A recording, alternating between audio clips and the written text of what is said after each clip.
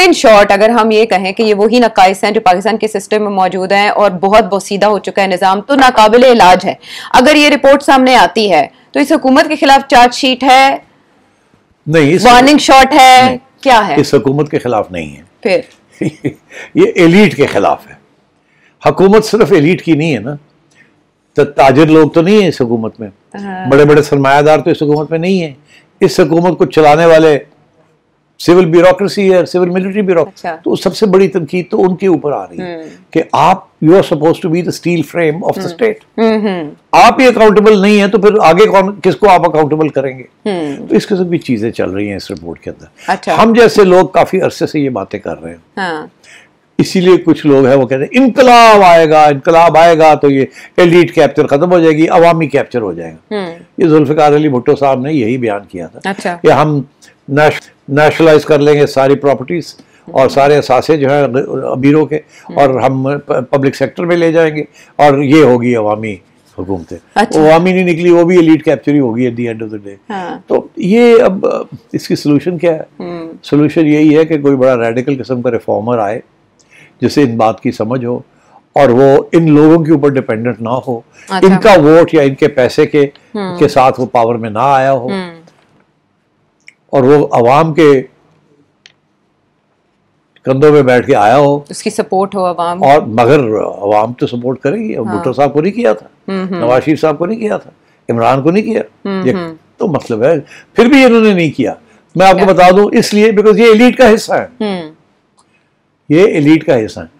China के अंदर इनकलाब आया, रूस के अंदर इनकलाब आया, क्यूबा के अंदर इनकलाब आया जी। अभी लैटिन अमेरिका में मुल्क हैं जहां इनकलाब, इस किस्म के इनकलाब आ रहे हैं ऑफ रिफॉर्मर्स। तो यहां तो कोई रिफॉर्मर है ही नहीं। अच्छा। सो ये it's a very difficult issue. बातें बड़ी होंगी, किताबें लिखी जाएंगी, elite capture, elite capture, elite capture. अच्छा। एलीट के अंदर भी एलीट्स हैं। फॉर एग्जाम्पल ब्यूरोक्रेसी के अंदर DMG is elite within the elite. ठीक, within the arm forces सरमायादारों के अंदर जिनके मल्टीनेशनल इंटरेस्ट है, elite within the elite. Right. जमींदारों के अंदर टॉप, शुगर इंडस्ट्री के अंदर टॉप, यू नो। सो फिर ये पॉलिसीज जो बनती हैं, अब शुगर के ऊपर मैं एग्जांपल आपको देता हूँ, बातें हो रही हैं तो एलीट कैप्चर जी। शुगर इंडस्ट्रीज एलीट कैप्चर पहले दिन से आज तक आप पूरी लिस्ट निकाल लें, किस किस की शुगर इंडस्ट्री, शुगर मिल्स है, क्या है, उनकी प्रॉफिट्स कितनी है, टैक्स कितना देते हैं, और उनके लिए पॉलिसीज कैसे बनती हैं, सब्सिडी कैसे मिलती है, और जनाब ये कैबिनेट के अंदर जो पॉलिसी बनाने वाले हैं, they are the biggest sugar mill owners, directly और इनडायरेक्टली। ठीक। तो इस तरीके के साथ बड़े वेस्टेड इंटरेस्ट हैं। इसी तरीके के साथ कुछ इंडस्ट्रीज हैं जो इंस्टीट्यूशंस उनको ओन करती हैं, और वो institutions are part of the elite institutions of this country. उनको सब्सिडीज मिलती हैं। अच्छा। वो टैक्सेस पूरे नहीं देते, उनको एग्जेम्पशंस मिलती हैं, स्पेशल स्टेटस मिलता है, एसआरओज मिलते हैं। तो ये रोना धोना ये आईएमएफ की रिपोर्ट के अंदर ये है कि यार इस तरीके के साथ मुल्क नहीं चलते। कोई इंस्टीट्यूशनल फ्रेमवर्क ऐसा बनाए अच्छा। जिसके अंदर अकाउंटेबिलिटी हो ऑफ ऑल ऑर्गन्स, यहाँ अनअकाउंटेबल एलीट।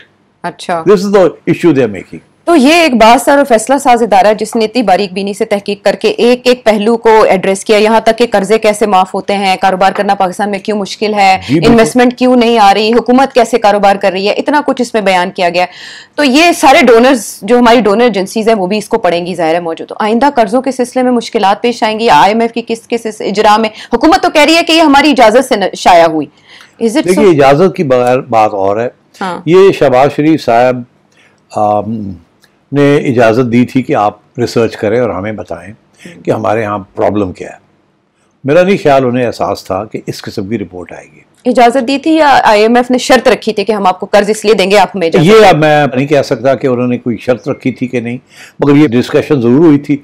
हो सकता है IMF ने कहा हो कि हम पूरी एक रिपोर्ट लिखना चाहते हैं, उन्होंने कहा बिल्कुल लिखे। अच्छा। वो कहते हैं ना हमने करा है, हमने लिखे, हमें भी बताया कि गलती क्या हो रही है, हम ठीक करें। और इसमें कोई शक नहीं है कि शहबाज शरीफ साहब चाहते हैं कि जिस हद तक इम्प्रूवमेंट हो सके वो करे। इसीलिए तो ये डेरकॉन साहब जो है, स्टेफन डेरकॉन, इनको शहबाज शरीफ साहब खुद कंसल्टेंट बुलाया था यूके, कंसल्ट करते हैं इकोनॉमी के लिए। वो चाहते हैं कि किसी किस्म की कोई इम्प्रूवमेंट हो। अच्छा। मगर नहीं हो सकती, सब पता है, नहीं करते। मैंने उस दिन प्राइम मिनिस्टर साहब से मुलाकात हुई, डार साहब भी बैठे हुए थे, ये भी थे, मैं था, तो मैंने कहा कि जी ये 5000 रुपए का नोट तो खत्म करो, नोटबंदी करो, तो खत्म करो ना। सब तो ज्यादा ब्लैक जड़ी इकोनॉमी है, वो 5,000 नोट से चलती है, जिसलिए 500 या 2,000 100 रुपए जो नोट देने पे ना, तो फिर बोरियां जी ना वो ही पास जाएंगी।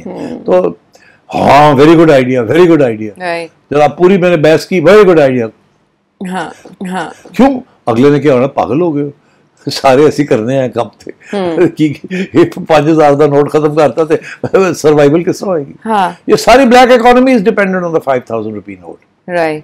तो ये ऐसे लगता है कि जितनी भी ये एडवांस कंट्रीज के अंदर कैश ट्रांजैक्शंस दिन ब दिन खत्म हो रहे हैं जी। Everything is card, is electronic, is all accounted. Cashless economy, documented economy जो पाकिस्तान में, तो ये डॉक्यूमेंटेड इकोनॉमी कैसे होगी until unless you finish off this cash. जो बोरियों के अंदर लोग ले लेके फिरते हैं, वो फिर बोरिया नहीं, वो ट्रक ही लेके फिरना पड़ेगा, तो फिर छोड़ना पड़ेगा। वो ट्रकों में तो नहीं ये पैसे लेके आ जा सकते। प्रॉपर्टी फॉर एग्जांपल, अब जाके इन्होंने कुछ थोड़ा बहुत उसके उसमें अमेंडमेंट्स की हैं, जिसकी वजह से वो प्रॉपर्टी अब बिक नहीं रही है, क्योंकि लोग कहने लगे तो सब कुछ दसना पड़ेगा कि नहीं दी आई थी कि नहीं दी। पहले ये था डीसी रेट। डीसी रेट क्या था? जो मार्केट रेट था उससे आधा था डीसी रेट। तो सारे डीसी रेट पे जाके अपनी रजिस्ट्री करा लेते थे।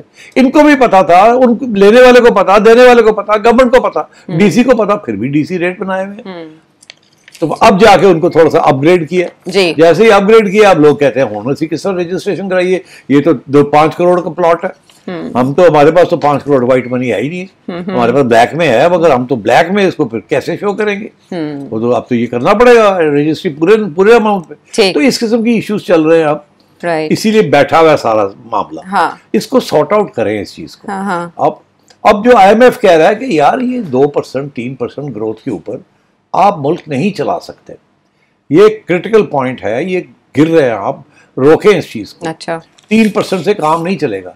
अभी खबर आई है कि इंडिया की लेटेस्ट स्टेटिस्टिक्स 8%, 8.1% का रेट इस दफा इंडिया दिखा रहा है। हाँ, लार्जेस्ट इकोनॉमी में, fastest growing economy in the world. जी। ये उनको मिल गया है इनाम फ्रॉम द इंटरनेशनल कम्युनिटी। और यहाँ ये है कि खर्चा करते हैं, महंगाई हो जाती है और लोग रोना शुरू कर देते हैं। हाँ। और अगर रोक दें डेवलपमेंट तो अनएम्प्लॉयमेंट बढ़नी, बेरोजगारी बढ़नी शुरू हो जाती है। अच्छे इंडिकेटर्स जो हुकूमत शो करती थी वो तो इन्फ्लेशन में कमी, फिर जो इंटरेस्ट रेट है उसमें कमी को कह रहे थे कि हमने डिफॉल्ट से बचा लिया, हमने ये काम किए, किसी ना किसी हद तक तो पाकिस्तान को सेव किया। डिफॉल्ट से बचाया बिकॉज ऑफ डेट। राइट। ये तो नहीं कि आपने अपने आप को कोई ग्रोथ की है तो उससे डिफॉल्ट बची है, आपने फिर और कर्जे लिए और ये आपने वादा किया था कि आप इसको इकोनॉमी को ठीक करेंगे। ठीक। IMF रो रहा है कि आपने जो चीजें करनी थी उनमें से सारी चीजें नहीं की।